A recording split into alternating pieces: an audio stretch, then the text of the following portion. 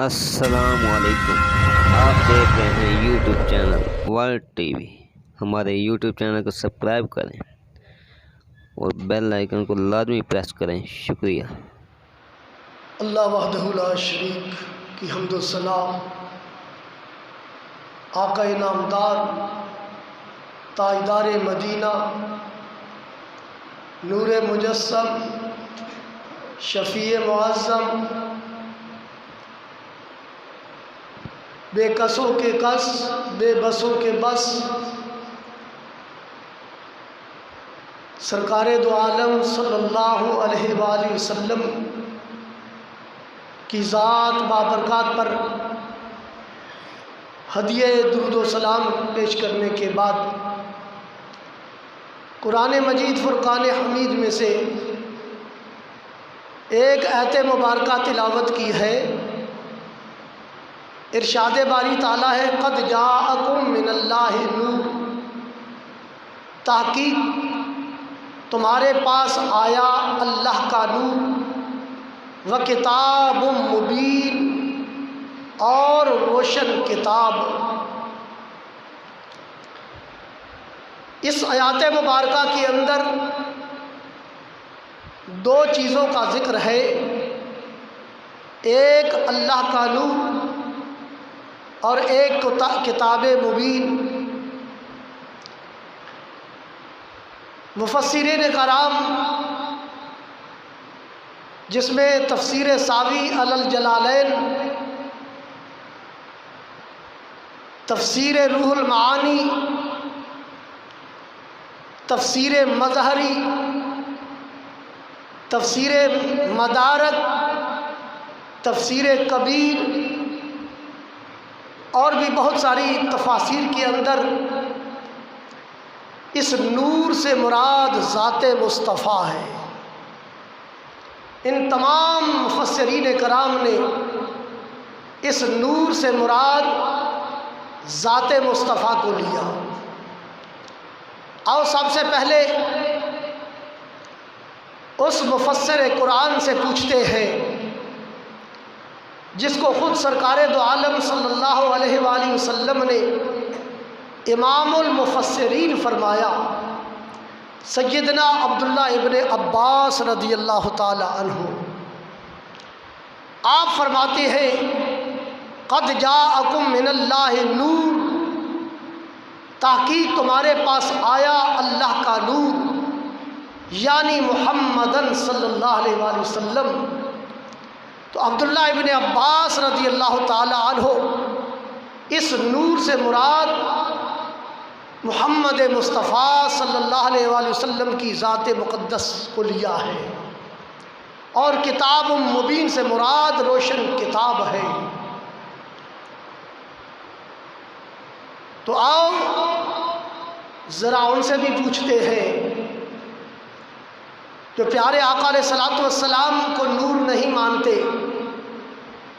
ان کے بھی اکابرین جو اپنی تفاسیر میں لکھتے ہیں، آؤ ان کا بھی حوالہ عرض کرتا چلوں۔ مولانا ثناء اللہ امر ترسری اپنی تفسیر ثنائی کے اندر قد جاءکم من اللہ نور سے مراد ذات مصطفیٰ لکھا ہے، اور کتاب مبین سے مراد روشن کتاب قرآن مجید لکھا ہے۔ اور اس کے بعد غیر مقلدین کے بہت بڑے اکابر مولانا وحید الزمان اپنی تفسیر کے اندر لکھتے ہیں کہ اس نور سے مراد یعنی تھوڑی سی وہ لچک لے گیا، نور کا اقرار بھی کر رہا ہے، ساتھ لکھ رہا ہے کہ قد جاءکم من اللہ نور، کہ تحقیق تمہارے پاس آیا اللہ کا نور۔ اس سے مراد یا تو محمد مصطفیٰ صلی اللہ علیہ وآلہ وسلم ہے یا اسلام ہے، یعنی لفظ یا لکھا تو پتہ چلا کہ محمد کی نورانیت کو بھی تسلیم کر گیا کہ یا محمد مصطفیٰ کی ذات ہے یا اسلام ہے۔ اور مولانا اشرف علی تھانوی اپنی کتاب شہرہ آفاق نشر الطیب کے اندر اور اشرف المواعظ کے اندر لکھا ہے کہ اللہ نے اس آیات مبارکہ کے اندر دو نعمتوں کا نزول فرمایا ہے۔ ایک نعمت اللہ کا نور ہے، دوسری نعمت کتاب مبین یعنی قرآن مجید ہے۔ تو وہ لکھتے ہیں کہ اس نور سے مراد ذات مصطفیٰ ہے۔ یہ ایک اللہ کی نعمت جس کا کو منسوب ذات مصطفیٰ کے ساتھ کر دیا گیا، اور کتاب مبین سے مراد اس کو قرآن مجید کے ساتھ منسوب کر دیا گیا۔ پتہ چلا مولانا اشرف علی تھانوی نے بھی اپنی کتاب کے اندر اس نور سے مراد ذات مصطفیٰ لیا ہے۔ تو سامعین محترم توجہ کرنا کہ وحید الزمان نے لکھا کہ یا محمد کی ذات ہے یا اسلام ہے، لفظ یا لگایا۔ اگر ہم مثال کے طور پر اس نور سے مراد اسلام کو ہی لے لیں تو اسلام کی روشنی کو پھیلانے والے کون ہیں؟ کن کی وجہ سے، کن کے سبب سے، کن کے ذریعے سے یہ اسلام کو روشنی ملی ہے؟ اسلام روشن ہوا ہے جس کے صدقے سے، جس کے ذریعے سے اسلام کو نورانیت ملی ہے۔ کیا وہ نور نہیں ہے؟ تو اسلام تو بعد میں آیا، پہلے محمد کی ذات آئی کہ محمد کی ذات نے اسلام کو نورانیت عطا کی۔ اسلام کو نورانیت عطا کرنے والی ذات کیا وہ نور نہیں ہے؟ تو سامعین محترم، قد جاءکم من اللہ نور، تحقیق تمہارے پاس آیا اللہ کا نور، یعنی ذات مصطفیٰ، و کتاب مبین، اور روشن کتاب قرآن مجید۔ یہ تو رب کے قرآن نے فرمایا۔ آؤ ذرا زبان مصطفیٰ سے بھی پوچھتے ہیں، سرکار دو عالم صلی اللہ علیہ وآلہ وسلم سے پوچھتے ہیں۔ مولانا عبدالحق محدث دہلوی اپنی کتاب شہرہ آفاق مدارج النبوت کے اندر لکھتے ہیں کہ سرکار دو عالم صلی اللہ علیہ وآلہ وسلم نے فرمایا، اول ما خلق اللہ نوری، اللہ نے سب سے پہلے میرے نور کو پیدا فرمایا۔ اور دوسری حدیث پاک جس کے راوی حضرت جابر رضی اللہ تعالی عنہ ہے، بڑی مشہور و معروف حدیث پاک ہے، جس کو حضرت علامہ زرقانی نے بھی اپنی کتاب زرقانی کے اندر، ملا علی قاری نے اپنی کتاب کے اندر بھی اس کو ذکر کیا ہے، امام قسطلانی نے مواہب اللدنیہ کے اندر بھی اس کو ذکر کیا ہے، ملا علی قاری نے شرح شفا کے اندر اس حدیث پاک کو نقل کیا ہے، اور مولانا اشرف علی تھانوی نے بھی اس حدیث پاک کو نشر الطیب کے اندر ذکر کیا ہے کہ سیدنا جابر رضی اللہ تعالی عنہ بارگاہ رسالت میں حاضر ہوتے ہیں، آ کر عرض کرتے ہیں، یا رسول اللہ صلی اللہ علیہ وآلہ وسلم، اللہ نے سب سے پہلے کس چیز کو پیدا فرمایا؟ اللہ نے سب سے پہلے کس چیز کو پیدا فرمایا؟ سب سے پہلے تو میں یہ عرض کرتا چلوں کہ صحابی رسول کا عقیدہ کیا تھا۔ یہ سوال کیسا ہے؟ سوال میں ہی صحابی رسول نے اپنے عقیدے کو بتا دیا، اور صحابہ نے، صحابی رسول نے ہمارے عقیدے کے اوپر مہر لگا دی ہے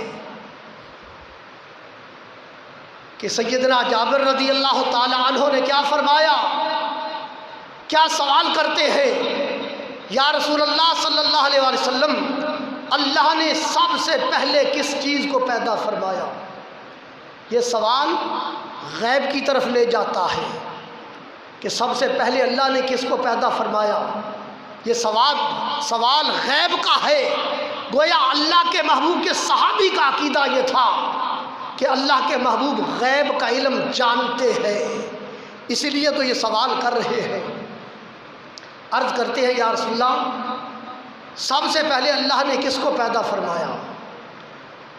تو سرکار دو عالم صلی اللہ علیہ وآلہ وسلم نے فرمایا یا جابر خلق قبل الاشیاء نور نبیک من نوری۔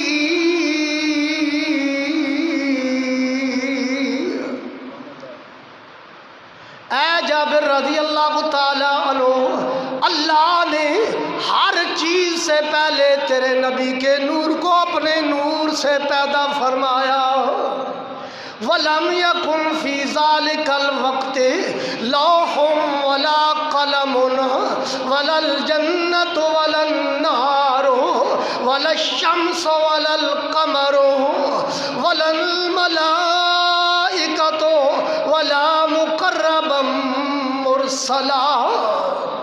فرماتے ہیں جابر، اللہ نے ہر چیز سے پہلے تیرے نبی کے نور کو اپنے نور سے پیدا فرمایا۔ اس وقت نہ لوح سی، نہ قلم، نہ سورج، نہ چاند، نہ رات، نہ دن، نہ جنت، نہ دوزخ، نہ مقرب فرشتے، نہ رسول، کچھ بھی نہیں تھا۔ اس وقت اللہ نے تیرے نبی کے نور کو اپنے نور سے پیدا فرمایا۔ انہی کے دم قدم سے ہے باغ عالم میں بہار، انہی کے دم قدم سے ہے باغ عالم میں بہار۔ وہ نہ تھے تو کچھ نہ تھا، وہ نہ ہو تو کچھ نہ ہو، وہ نہ تھے تو کچھ نہ تھا، وہ نہ ہو تو کچھ نہ ہو۔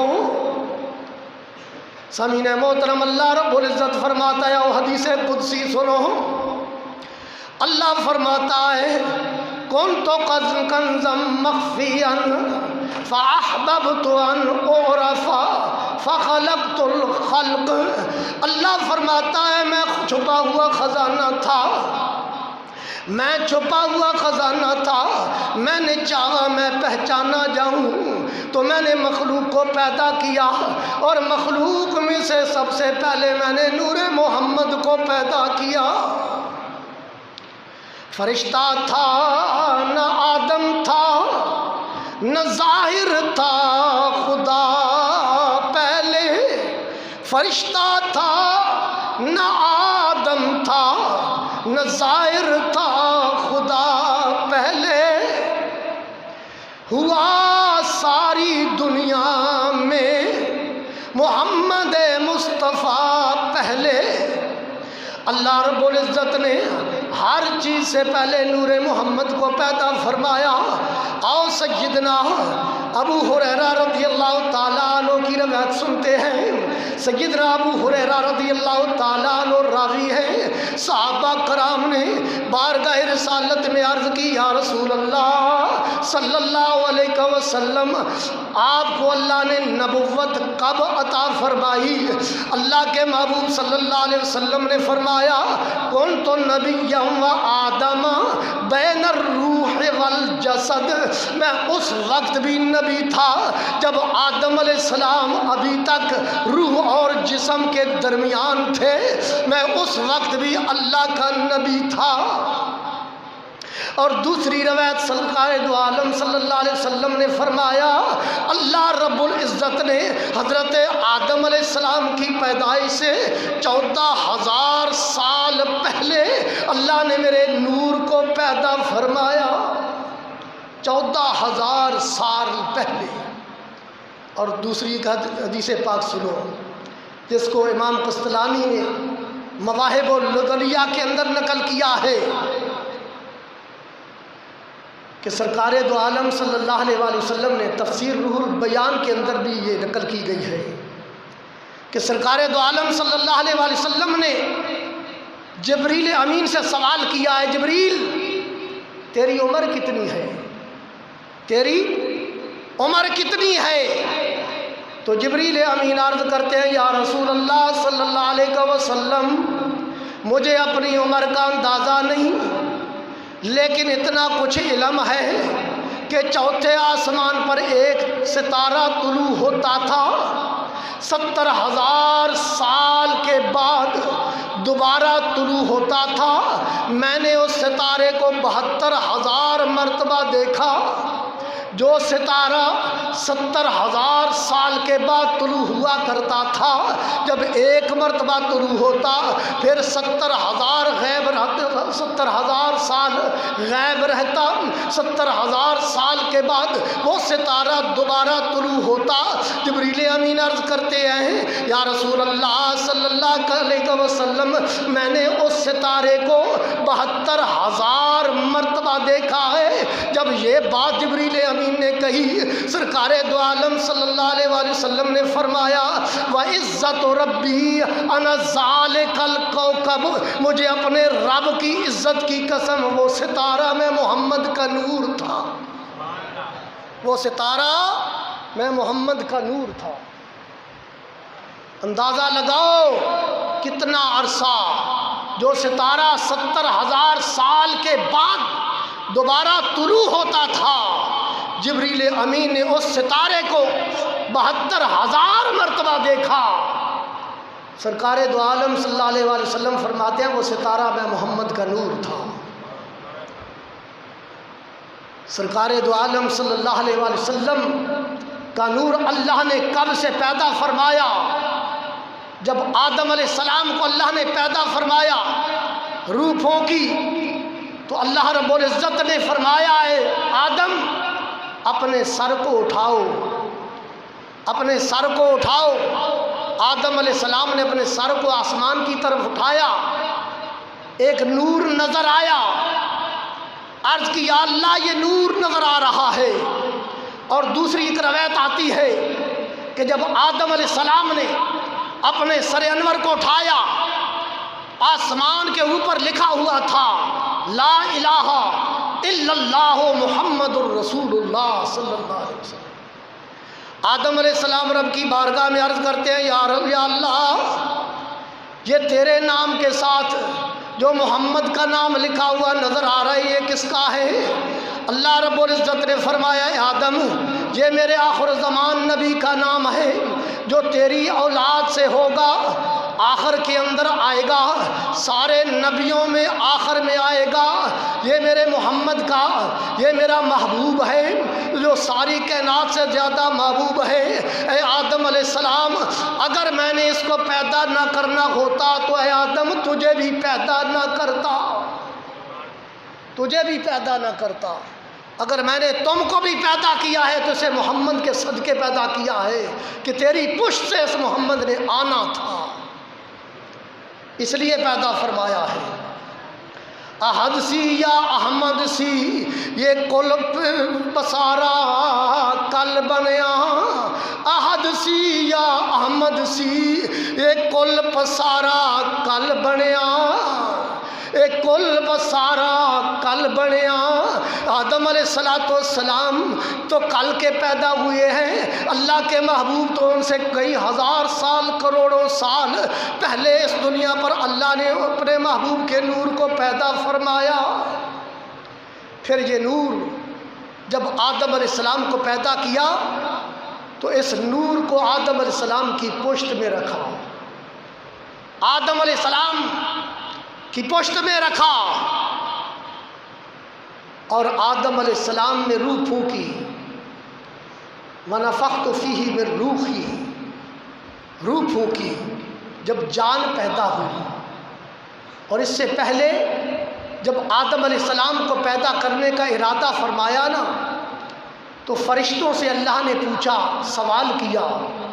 اللہ کی ذات تو پاک ہے، اسے تو کسی سے مشورہ کرنے کی ضرورت نہیں ہے، لیکن فرشتوں کو آگاہ کیا کہ اے فرشتوں، دنیا پر میں ایک اپنا نائب بنانے والا ہوں، وَإِذْ قَالَ رَبُّكَ لِلْمَلَائِكَةِ إِنِّي جَاعِلٌ فِي الْأَرْضِ خَلِیفَہ، کہ اللہ فرماتا ہے جب فرمایا فرشتوں کو اللہ نے زمین پر میں ایک نائب بنانے والا ہوں، تو فرشتے کہتے ہیں قَالُوا أَتَجْعَلُ فِيهَا مَن يُفْسِدُ فِيهَا وَيَسْفِكُ الدِّمَاءَ وَنَحْنُ نُسَبِّحُ بِحَمْدِكَ وَنُقَدِّسُ لَكَ۔ یا اللہ تو ایسے کو پیدا کر بنا رہا ہے جو زمین پر جا کر خون ریزیاں کرے گا، فساد کرے گا، ہم تیری تسبیح و تعلیل کرنے والے ہیں، یا اللہ اس کی کیا ضرورت؟ لیکن اللہ جانتا تھا۔ اللہ نے فرمایا قال انی اعلم ما لا تعلمون، اے فرشتوں جو کچھ میں جانتا ہوں تم نہیں جانتے۔ آدم کو پیدا کیا، جب روح پھونکی اللہ نے فرشتوں کو حکم دیا اے فرشتوں میرے آدم کو سجدہ کرو، میرے آدم کو سجدہ کرو۔ کیوں؟ اس وجہ سے کہ جب فرشتوں نے اعتراض کیا نا تو اللہ رب العزت نے فرمایا پھر اے فرشتوں مجھے تمام چیزوں کے نام بتاؤ جو میں دنیا پر بھیجنے والا ہوں، ابھی بھیجی نہیں ہے، جو دنیا میں میں بھیجنے والا ہوں ان تمام چیزوں کے نام بتاؤ۔ فقال انبئونی باسماء ہؤلاء ان کنتم صادقین، اگر تم سچے ہو اس معاملے میں کہ میں اس کو نائب کیوں بنا رہا ہوں، تو پھر جو چیزیں میں پیدا کرنے والا ہوں دنیا میں ان کے نام بتاؤ۔ تو فرشتے عرض کرتے ہیں یا اللہ ہمیں ان کا علم نہیں ہے، ہمیں نہیں پتہ۔ تو اللہ نے آدم علیہ السلام کو حکم دیا ہے آدم تم ان تمام چیزوں کے نام بتا دو۔ ابھی تک اللہ نے ان چیزوں کو دنیا پر بھیجنا تھا، آدم علیہ السلام ان تمام چیزوں کے نام پہلے بتا رہے ہیں۔ اللہ جسے چاہے علم عطا کر دیتا ہے، اللہ کی عطا کا انکار کرنا کفر ہے۔ تو اللہ نے آدم کو تمام چیزوں کے نام سکھا دیے، اور آدم نے جب تمام چیزوں کے نام بتا دیے اب فرشتوں کے دلوں میں آدم کی محبت آ گئی، آدم کا پیار آ گیا۔ پھر اللہ نے آدم علیہ السلام کو فرشتوں کے اوپر ترجیح دینے کے لیے، ایک مقام دینے کے لیے فرشتوں کو حکم دے دیا ہے فرشتوں میرے آدم کو سجدہ کرو۔ تمام فرشتے آدم کی بارگاہ میں سجدہ ریز ہو گئے الا ابلیس ابا واستکبر وکان من الکافرین، لیکن ابلیس نے انکار کر دیا، اس نے تکبر کیا، کافروں میں ہو گیا۔ ابلیس کون تھا؟ ابلیس فرشتہ نہیں تھا، ابلیس جن تھا، لیکن اللہ رب العزت تو فرشتوں کو حکم دے رہا ہے کہ اے فرشتوں میرے آدم کو سجدہ کرو۔ وہاں جنوں کا ذکر تو اللہ نے نہیں کیا۔ اللہ فرماتا ہے وَإِذْ قُلْنَا لِلْمَلَائِكَةِ اسْجُدُوا لِآدَمَ فَسَجَدُوا، یہاں تو ذکر اللہ نے صرف فرشتوں کو کہا، حکم صرف فرشتوں کو کہا، جنوں کو نہیں۔ تو پھر جن کہاں سے آ گیا؟ ان فرشتوں میں یہ شیطان جن کیوں آ گیا؟ وجہ یہ تھی، یہ تھا تو جن، لیکن اللہ کی اتنی عبادت اس نے کی ہے، اتنا عالم تھا کہ عالم ملکوت بن چکا تھا۔ اللہ کی عبادت اور ریاضت نے اس کو فرشتوں کا مقام عطا کر دیا، یہ فرشتوں میں شامل ہو گیا۔ صرف شامل ہی نہیں ہوا بلکہ فرشتوں کا استاد بن گیا۔ یہ اتنا عالم تھا، عالم ملکوت بن گیا، فرشتوں کا استاد تھا، اس لیے اس کا شمار فرشتوں میں ہونے لگا۔ اللہ نے حکم فرشتوں کو دیا جس میں شیطان ابلیس بھی شامل تھا، سارے فرشتوں نے سجدہ کیا، ابلیس نے سجدہ نہ کیا۔ کیوں؟ اس لیے کہ میں اس سے افضل ہوں، میں آدم سے افضل ہوں، اپنے آپ کو افضل سب سے کہنے والا، اور آدم کو، اللہ کے پیغمبر کو بشر کہنے والا سب سے پہلے ابلیس تھا، جس کو اللہ نے اپنے دربار سے لعنت کا طوق ڈال کر نکال دیا تھا۔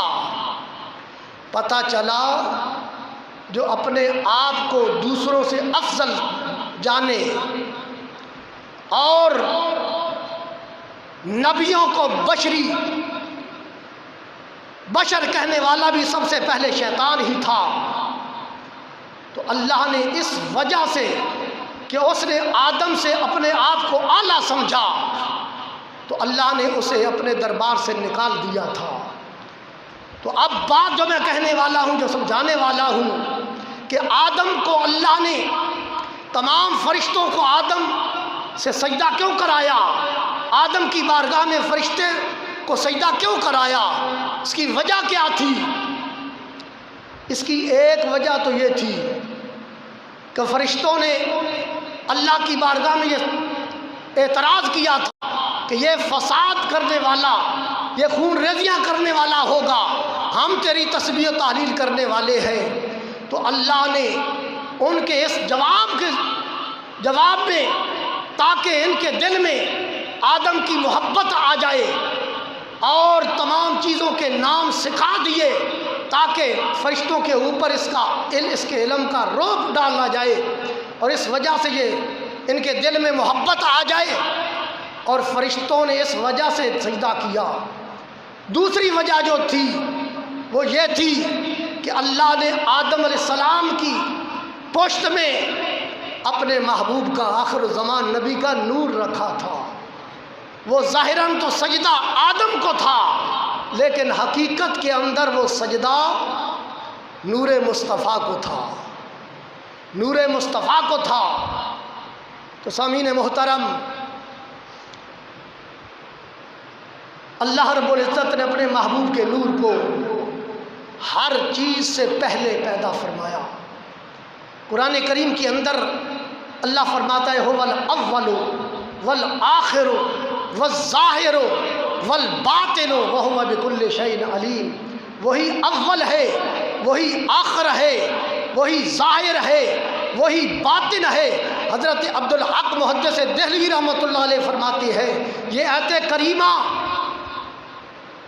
شان خدا بھی ہے اور نعت مصطفیٰ بھی ہے، شان خدا بھی ہے اور نعت مصطفیٰ بھی ہے، کہ اللہ ذاتی طور پر اول ہے، ذاتی طور پر آخر ہے، ذاتی طور پر ظاہر ہے، ذاتی طور پر باطن ہے، لیکن اللہ کا محبوب عطائی طور پر ہر چیز سے اول بھی ہے، آخر بھی ہے، ظاہر بھی ہے، باطن بھی ہے۔ اللہ نے اپنے محبوب کو اول بھی بنا دیا، اور آخر الزمان نبی بھی بنایا، اور ظاہر و باطن بھی بنایا۔ اللہ کریم نے اپنے محبوب کو سارے نبیوں کا تاجدار بھی بنا دیا۔ اللہ کریم ہمیں حضور اکرم صلی اللہ علیہ وسلم کے ساتھ سچی اور پکی محبت نصیب فرمائے۔ انشاءاللہ زندگی رہی تو اسی موضوع کو اگلے جمعۃ المبارک پر آگے چلائیں گے۔ اللہ کریم ہمیں نبی کریم علیہ الصلوۃ والسلام کی محبت نصیب فرمائے۔ وآخر دعوانا الحمدللہ۔